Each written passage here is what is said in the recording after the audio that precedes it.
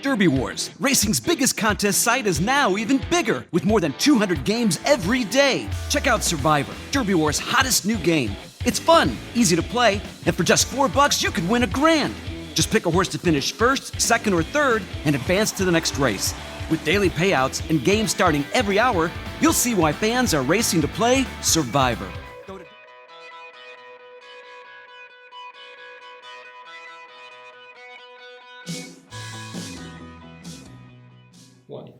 Hi, this is Brian Zipsey. Welcome to another edition of HorseCenter. Usually I say it's my co-host to the East Coast that'll be joining me, but today I have the pleasure of Matt Schiffman live in full color in person here in Louisville, Kentucky. Welcome to Kentucky, Matt. You just literally got off the plane a little while ago and you're doing HorseCenter immediately. I literally did, running away from the snow in New Jersey to take in the horse country in Louisville. I would just like to thank Cora in advance for shoveling snow this weekend back in Schiffman land in New Jersey. Matt, it was a big weekend of racing, some good, some bad. I think the first thing we need to talk to is a little bit of both, and that's mastery in the San Felipe. And Matt, I'm going to go out and just say it here, no Kentucky Derby prep, whether it was 2-year-olds or 3-year-olds, impressed me as much as mastery did in the San Felipe. Yeah, Brian, you know, last week we were talking about the ups and downs of the Derby Trail and who's gonna step up and how is mastery gonna be and what's gonna go on with Gormley, but I don't think we expected the ups and downs that happened in just one race in the San Felipe.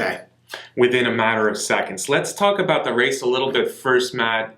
Huge performance. This is an undefeated Son of Candy ride. Bob Baffert trains. They've been talking about Baffert liking this horse since before he ever raced. Very impressive as a 2-year-old.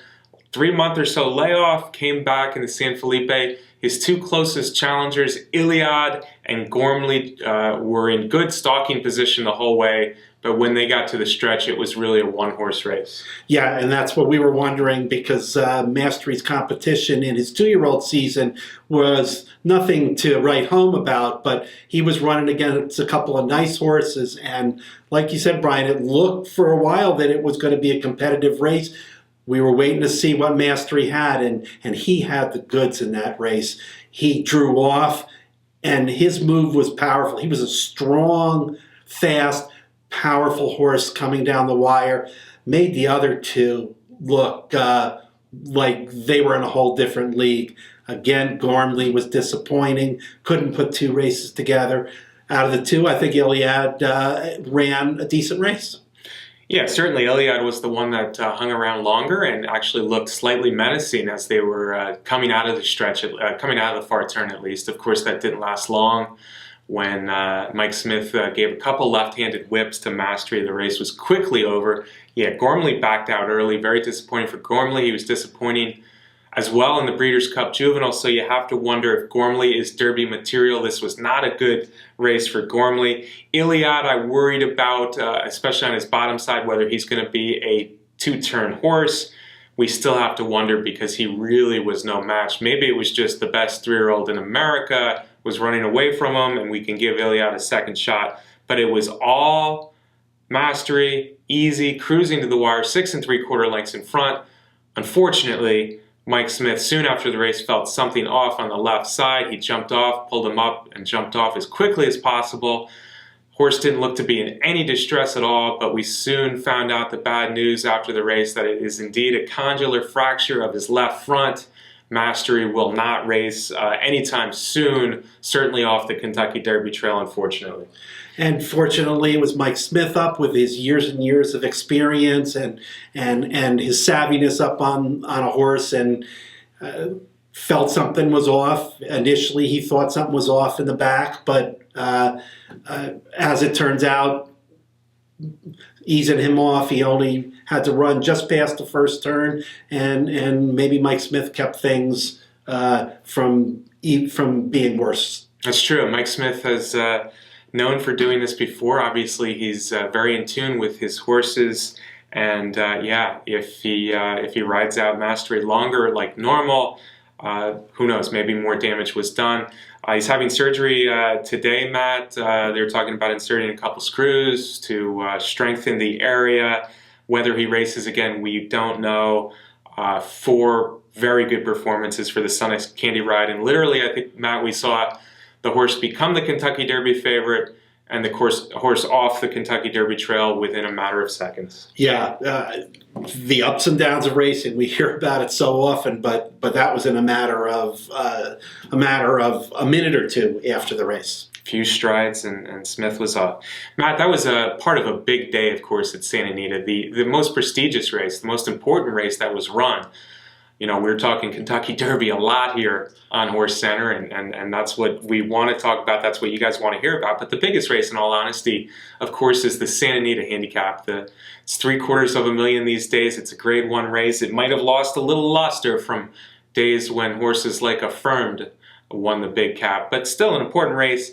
And it looked like a 2-horse race going in on paper, Matt. 2 of the better older horses in the country, and Shaman Ghost and Midnight Storm, and that's exactly what played out. It sure did. The bettors said it was a 2-horse race. They bet them both down to 6-5 and 7-5, and that's the way the race played out. Midnight Storm got out of the gate nicely and got put on the lead. The pace was not too strong, although he did have a horse running on its hip all the way around the track, and the distance certainly was going to be a question for Midnight Storm, as we talked about last week on the show, that the 1.25 miles was not a distance that he'd had any success at thus far. But he ran a really game race, and Shaman Ghost shipped from the East Coast and showed up big. He's a tough horse to ride, and he got Javier Castellano back up on him for the big cap, and Javier did his stuff. Yeah, Javier obviously had a big day at Santa Anita, going out there and kind of showing the California riders a thing or two. He's one of the best jockeys in the world, of course, so no surprise. Now, this race was interesting to me. Rafael Bejarano could have let Midnight Storm open up, I think, a little bit more down the backside, but he chose to try to conserve as much energy as possible. And there were horses within a length of him, so whether that did his horse well or not, we don't know. But in the end, I think the bottom line was, if this race was a little shorter, Midnight Storm would have had a great chance to win. But at 10 furlongs, I think it bore out that Shaman Ghost is just better than Midnight Storm. It looked like Shaman Ghost could be in trouble at a few points, especially on the far turn. But once he kind of slipped inside another horse and then moved outside of Midnight Storm for the stretch run, it always looked like he was going to get there. Shaman Ghost, after a good rallying second to the big horse Arrogate in the Pegasus World Cup, now has to be considered one of the best handicap horses in the country. And I'll tell you something, Matt, one thing I do like about Shaman Ghost, he's won big races now, Canada, New York, the Woodward, the Saratoga, the Brooklyn, but he's done it at a variety of distances. And unlike a lot of our better older horses now, he's a horse who's proven that he can handle 10 furlongs or more. Yeah, he certainly has. He's good at the classic distances, as opposed to the other, the top 3 in the handicap division. We have to put Gunrunner in there. Maybe Gunrunner isn't quite as good at those 10 furlong distances as Shaman Ghost, but we got 3 very good horses in the division. Yeah, we just submitted our NTRA poll, I know, recently, Matt, and I moved Shaman Ghost up to 3 off those 2 races he's run this year. I'm not necessarily ready to say he's better than Songbird or Tepin, folks, but of course those really, really good females have not yet raced this year, so I was compelled to put Shaman Ghost up 3rd because of his 2 very good performances this year. Yeah, I did very similarly, Brian. I had Arrogate on top and Gunrunner and Shaman Ghost in the top 3. I'm still waiting for Songbird. Still waiting for Songbird, and we're talking about the top 2 now. Shaman, on both of our lists, is Shaman Ghost and Gunrunner. Both of them are headed to Dubai. They're both working well here in America, and they're both shipping out this week to Dubai. So that makes the Dubai World Cup more of an interesting race, not only internationally, but here in America, now that we know that Gunrunner is going to join Shaman Ghost out there and at least probably be a heavy second choice and give Arrogate his most competition. So that's interesting for the Dubai World Cup, which is the 25th, less than 2 weeks away. Yep, we'll look forward to that. I sure hope we get to see all 3 of them run later in the summer in our country. Or maybe we'll see Songbird join the group and make it a foursome, because we want to see Songbird try the males at least once. Matt, let's get back on the Derby trail, if you will. Let's go down to the Gulf Coast of Florida for the Tampa Bay Derby. Now, a little while ago, we thought we might see McCracken in here. We might see Classic Empire in here. Both of them had some setbacks. Classic Empire more than one. McCracken, it seems like, has jumped back from his one setback really quickly, so that's good news. Neither were able to run in the Tampa Bay Derby, though, on Saturday. And the horse that really kind of stood out as second best in the Sam F. Davis, made a big rush after getting out of traffic, was Tapwrit, a $1.2 million yearling purchase. Todd Pletcher trains him. He's a son of Tapit, and he, no other word, but dominated the Tampa Bay Derby on Saturday. Yeah, he certainly did, Brian, and it's making that $1.2 million investment look a little bit more reasonable when you come down the stretch and you make a move like that. In the Sam F. Davis, Tapwrit had a nice surge at the end, but it looks like he improved on that a good bit because he was strong and powerful looking all the way down the stretch. Yeah, interestingly, McCracken broke the track record. I guess Tampa Bay Downs is playing a little fast this year, but McCracken broke the track record in the Sam F. Davis. Then on Saturday, that record was broken by the very good older horse Stanford in a earlier stakes race, and now Tapwrit would have broken the track record, but he got, of course, the stakes record in the Tampa Bay Derby, not running quite as fast as Stanford. But again, Stanford's a very good older horse. Tapwrit really looked good. One thing I'm impressed with him, Matt, besides the breeding and obviously what everybody saw to be a $1.2 million yearling, is how he's literally improved. I saw him at Saratoga in his first race of his life. He didn't run a lick. Every race since then, he's gotten better. Yeah, and he seems to be a Tapit that has a calmer demeanor than some of the other Tapits. Yeah, which may serve him well, obviously, for the big field in the Kentucky Derby. He is definitely Derby bound.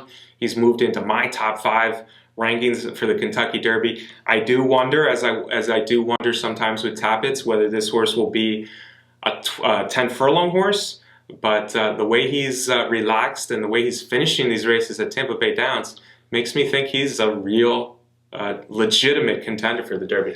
Yeah, Brian, and I think we're thinking that about most of the contenders at this point. Are they more than 9 furlong horses? Are they 10 furlong horses?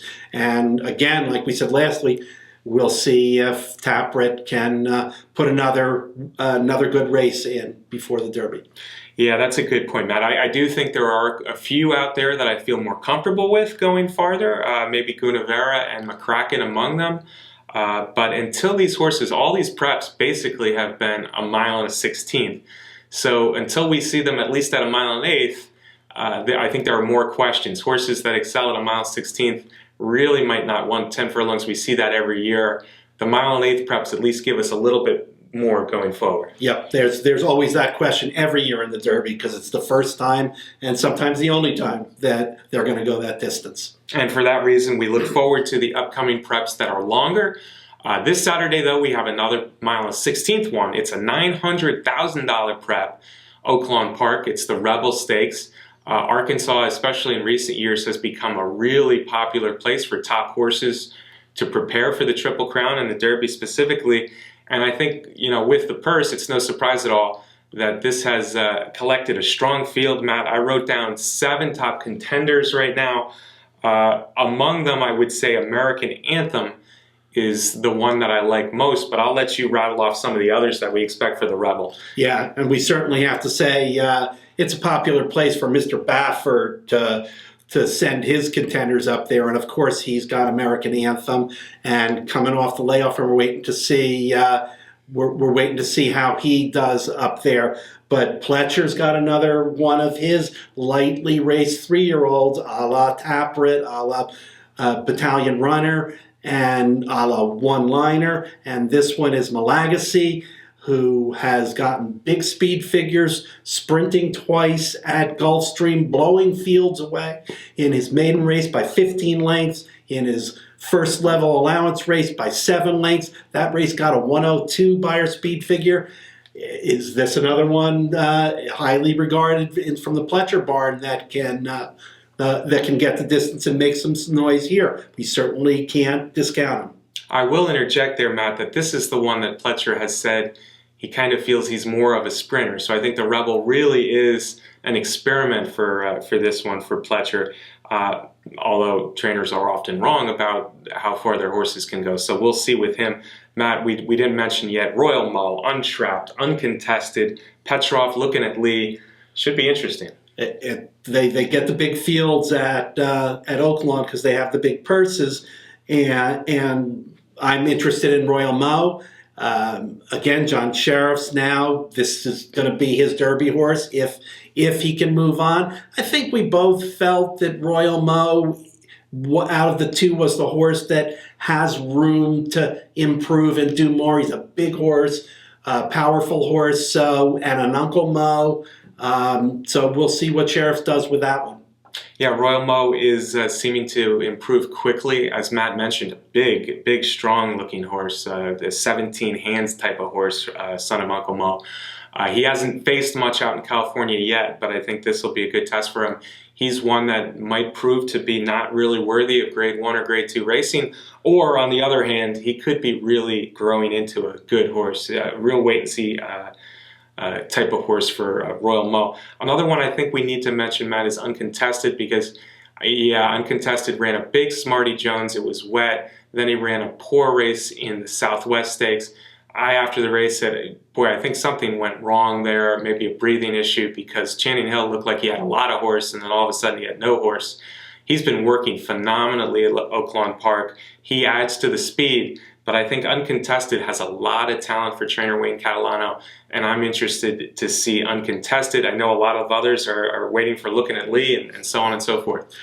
Yeah, I think they might be waiting for looking at Lee again in this race. And I only say that because he makes that big closing move from far back. And I think he's going to have to get a little closer to contend for the win spot. But completing the try, third or fourth, he'll be coming again. Yeah, we tease Looking at Lee a little bit. He's not getting close to the winners of late, but he's a nice, consistent rallier, and maybe the type of horse, I'm thinking way back to a horse like Pine Circle, Matt, where they, when they start running 10 furlongs or more, all of a sudden that rally becomes more viable. And at a mile 16th, I'm not loving Looking at Lee in this one. All right, Matt, let's stick at Oaklawn, because there were some interesting things that happened last Saturday at Oaklawn Park. It 'Tis Well won the Honeybee in nice fashion. It was a good field. A late who I like a lot was a late running third, but I think It 'Tis Well, what she did was she flattered Unique Bella a little bit more, as if Unique Bella needed any flattering. And to her credit, she was happy to get out from behind Unique Bella and get in a race without that one, and the result was a very nice win. Absolutely, and remember, Matt, those are both Jerry Hollendorfer fillies, so it'll be interesting to see if he shoots for a 1-2 in the Kentucky Oaks. It 'Tis Well, daughter of Tisnow, looks to be getting very good, but she was no match in her one try against her stablemate Unique Bella back in the Las Virginias. All right, Matt, but even more impressive Saturday at Oaklawn Park was a certain sprinter that we've been talking about since he broke his maiden race the fall of, I guess that would have been 2015. Whitmore, who really couldn't get it done against the best. He was second or third in some stakes last year at Oaklawn Park. Couldn't get it done in the Delta Downs jackpot, was nowhere in the Kentucky Derby. Whitmore has found a real home sprinting. Yeah, it's a horse that, like you said, Brian, that we liked back on the Derby Trail, and he didn't embarrass himself on the Derby Trail. He got some second place good finishes at Oaklawn Park, but when he ran in the Kentucky Derby, that was the point where trainer Ron Moquette, I think, realized, okay, enough of this distance stuff. He's going to be a good sprinter, and he's rattled off 3 big sprinting wins and a stakes win this past weekend at Oaklawn Park, and boy, he was fast.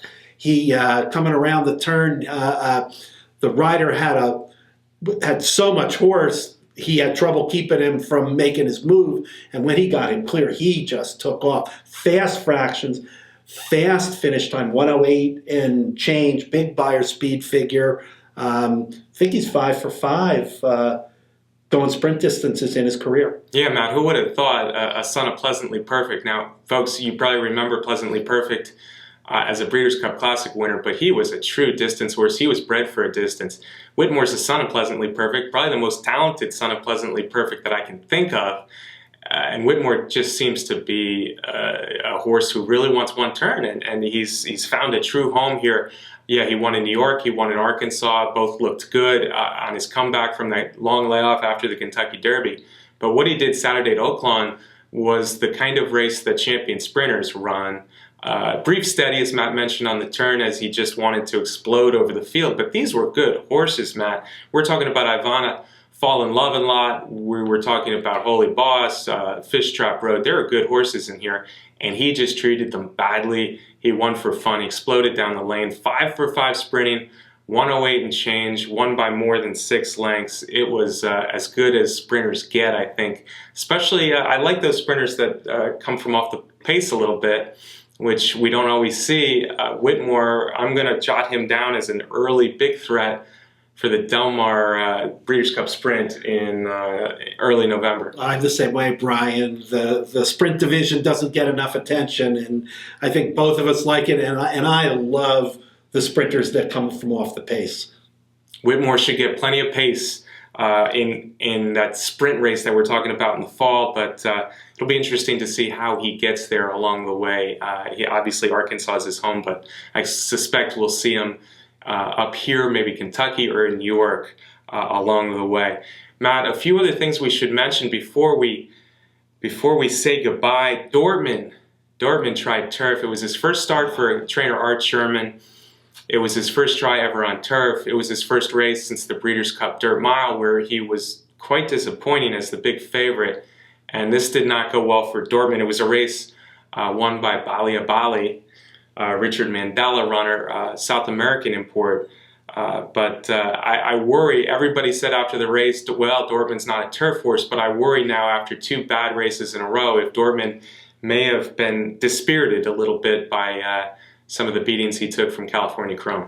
Yeah, and the race started out, it looked like he was going well, but then about halfway through the race, you could see that he just was not comfortable out there and really just stopped running. And, it got me to thinking, is he just too big, Brian? Too much horse to be able to perform the way we've expected of him, because it's been a lot of disappointments recently. Yeah, well, the San Diego Handicap last year, he was still lightly raced as a 4-year-old. He ran an absolutely fantastic race against California Chrome. Unfortunately, it looks like it's gotten progressively worse since. I am rooting for Dortmund. I want to see him come back to his best, but on the other hand, this latest version that we've seen the last few races at Dortmund, maybe it is time for retirement. But we'll see. He's still new to Art Sherman's barn, and he certainly deserves a shot on dirt after this. Masochistic also came back. Masochistic, of course, was the horse that caused a lot of controversy on an unfortunate situation for trainer Ron Ellis, one of the really cleaner good guys in racing who administered the steroid, which is allowed during training but not racing. He thought he did it long enough out before the Breeders' Cup Sprint. Unfortunately, the horse did not have it out of his system at race time, so he was disqualified from second in the Breeders' Cup Sprint. Very, very, very talented sprinter. He won't be allowed to run in the Breeders' Cup this year because of it, but he came back, but he got beat. Denman's Call. Yeah, and he was a big, big, big favorite, and he got beat by Denman's Call, who was the long shot in the field. Yeah, Denman's Call is a horse who long looked like he had some talent, good-looking horse for Doug O'Neill, but he obviously put it all together recently, and he ran a big race. I think he was about 16-1. Masochistic did run a pretty good race in his return. Kobe's back, not so much. Disappointing in his return. We're not sure where he's going to go, but big day at Santa Anita. Derby preps, we're going to be watching the Revel Stakes at Oaklawn Park as the big one. Matt, I want to thank all the viewers here for watching us every week. We get a lot of notes. We get a lot of hellos at the racetrack. We sure appreciate you watching. We love what we do, and we love that you're watching us. How about you, sir, in your first hour in Kentucky? It's always great to be here. I'm looking forward to taking in some of the exciting things in Louisville and in Lexington with you, Brian, and our great producer, Brett Workman. I can guarantee we're going to eat well, Matt. That's the good news. I'd also like to thank our sponsor, Derby Wars, the best contest site out there. Folks, we'll see you next week on the Kentucky Derby Trail.